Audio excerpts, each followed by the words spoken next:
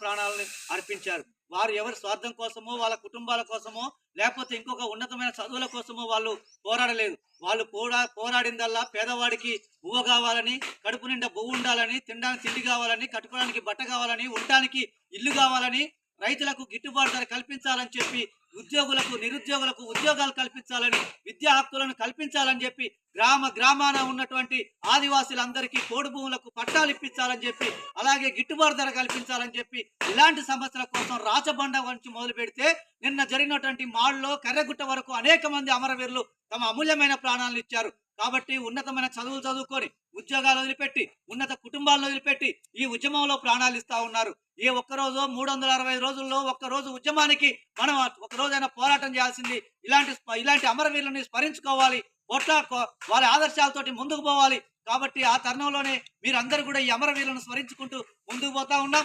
అలాగే ఈ రోజు నూతన అటవీ సంరక్షణ నియమాల పేరుతోటి ఆదివాసీ గ్రామాలను మొత్తం కూడా నరేంద్ర మోడీ ప్రభుత్వం అడవుల నుంచి గెంటివేయడం కోసం జీవో నెంబర్లు కొత్తగా తీసుకొస్తా ఉంది. కాబట్టి ఆదివాసీలకి అడవులకు మూలమైన ఆదివాసీలను అడవుల నుండి గెంటివేయడం కోసం ఈ రోజు కొత్త చట్టాలను తీసుకొచ్చింది. అందులో భాగంగానే కర్రగుట్ట కావచ్చు, ఛత్తీస్గఢ్ కావచ్చు, లేకపోతే ఇలా పాల్వంచ రూరల్ కావచ్చు, లేకపోతే రేపు దూనూరుపాడు వరకు అది విస్తరించవచ్చు.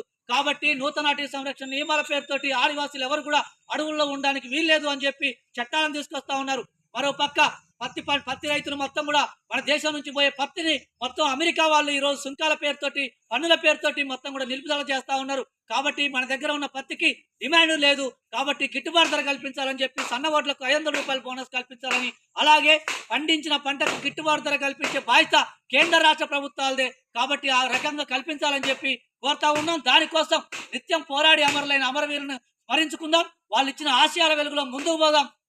గూడు నీడ కోసం మనం కొట్లాడదాం, గిట్టుబాటు ధర కోసం కొట్లాడదాం. రాచబండ అమరవీరుల ఆశయాల సాధనలో మనందరం డెమోక్రసీ రాష్ట్ర కమిటీ పిలుపు మేరకు అన్ని గ్రామాలలో అమరవీరుల సభలను జరపాలని 9వ తారీఖు వరకు అమరవీరుల సభలను జరుపుకోవాలని పిలుపునివ్వడం జరిగింది.